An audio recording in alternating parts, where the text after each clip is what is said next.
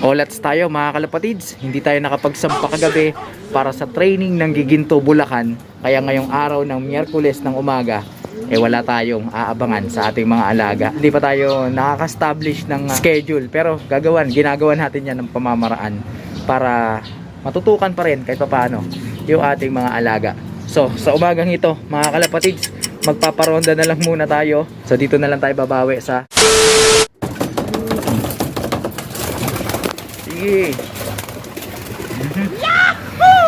yan, bumibilis na yung reflexes ng ating mga ibon.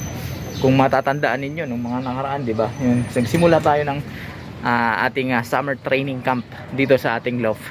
Kapag ni-release natin sila, ayaw pang bumachi, ayaw pang lumipad ng ating mga alaga. And then ngayon, tignan nyo naman, sanay na sila. Kapag narinig na nila yung tapik-tapik natin, alam na nila yung pupwestuhan nila. At samantala, mga kalapatids, pasintabi sa mga kumakain at nag-aalmusal dyan, ito yung mga dumi nila. Medyo malambot, pero hindi naman basa. Hindi naman siya watery. Medyo may dinagdag tayong halo dun sa patuka na binibigay natin sa kanila. Dahil nga, alam nating mainit ang panahon ngayon. So dito tayo sa ilalim. Ayan, pag natapakan nila, medyo mabilis mapisat. Dahil nga, may kalambutan. Pero, wala naman siyang tubig na kasama. Alright, so mukhang okay naman to. 5 minuto simula nung pinakawalan natin yung ating mga chocobo. At eto, hindi na natin sila nakikita sa paligid, sa himpapawid, sa paligid ng ating flyer slope. Malamang yan ay nagdayo na, nagranging na yung ating mga mahihinang nilalang. So hindi ko na sila mahihintay dahil meron pa akong inaasikaso sa ngayon. At pagka dumating na lang yan, pagka iinom sila, papasok na lang sila dito sa kanilang kulungan. And then mamaya mga kalapatids, babalikan ko kayo, magpapatuka na tayo. So samahan niyo ako sa episode na ito. Sa mga hindi pa nakapag-subscribe dyan, subscribe na kayo, hit nyo na notification bell para updated kayo sa ginagawa nating kwentuhan dito lang sa ating tambayan. Update tayo mga kalapatids, alas 10 pasado ng umaga. Tignan nyo yung ating mga alaga, oh. Pagala-gala, walang pumasok, isa lang yung pumasok mga kalapatids. Pagala-gala na lang dito, parang wala na silang disiplina, oh. Nako, baka masanay tumambay ang mga yan. At eto lang yung mabait oh. Ito yung mabait yung matapang nating barako Siya lang pumasok mga kalapatids.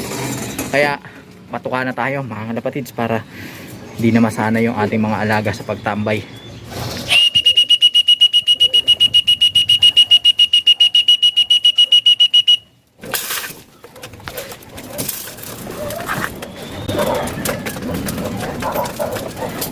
Ito na naman siya mga kalapatids, pasaway na naman tong ibon na to. Mukhang na-diskartehan niya yung bristles natin na hen na to. Mukhang nagpapares na sila mga kalapatids. Samantala, yung ibon natin na matapang, ayun na sa dulo. Na-diskartehan niya yung anak niya mismo. What?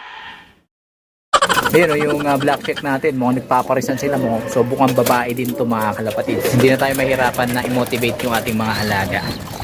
Okay mga kalapatids, napatukan na natin at napainom yung ating mga alaga. Then mamayang tanghali babalikan natin sila, sana uminit ng sobra para ma-self-toss natin sila, dun man lang makabawi tayo sa workout nila. Patuloy natin silang maihanda sa mainit na liparan ngayong summer season. Kaya samahan nyo pa ako mga kalapatids. 75 years later. Update tayo mga kalapatids. Alauna pasado ng tanghali at tignan nyo, napakainit ng panahon. Magandang pagkakataon to para subukan yung ating mga alaga. Lalo na yung ating ibon na ito. Saka ito, ayan tignan nyo, nagpaparisa na sila mga kalapatids. So kukunin natin sila, sama na natin tong ating mga pang north. Bali 5 yung ating isasakay dun sa ating training box at isi-self-toss natin sila sa kalagitnaan ng kainitan. Eto mga kalapatids, nandito na sila sa ating training box. So ibabiyahin na natin sila para sagupain yung ganito kainit na liparan. Tara! Napakainit ng panahon, pero magandang pagkakataon ito para pagpagin, batakin yung baga ng ating mga alaga. Kaya eto mga kalapatids, bibigyan natin sila ngayon ng 10 kilometers air distance para talagang matagtag yung kanilang mga baga at tumatag yung kanilang stamina, kasi hindi tayo nakapag-training at hindi naman tayo papayag na mabibigla yung ating mga alaga sa susunod na sampahan. Bagamat yun na talaga ang mangyayari, talaga mabibigla yung ating mga ibon pagdating sa distansya, pero hindi tayo papayag na ganun-ganun na lang kailangan natin silang pabaunan ng mga karanasan.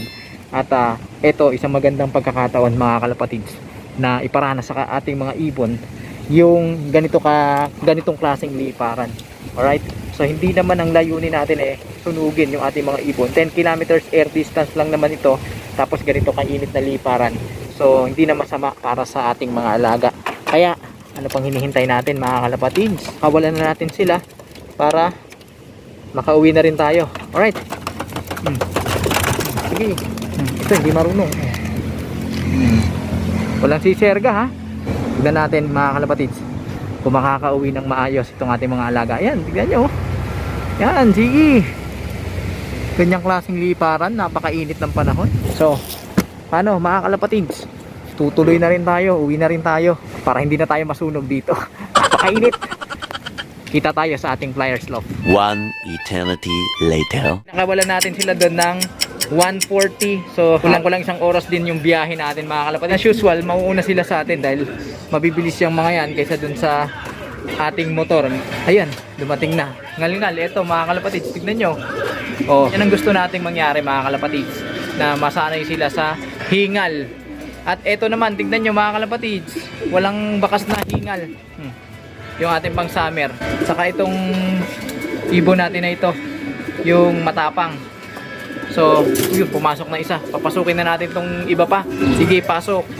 Yan ang kagandahan mga kalapatids na kanubi, kapag hindi kayo naglalagay na tuka, tubig sa labas ng inyong kulungan, mauobliga yung inyong mga alaga na pumasok para uminom. So sa ganung pamamaraan, hindi sila masasanay na magtatatambay sa labas ng kulungan mga kalapatids. So yung dalawa natin nandun pa sa taas.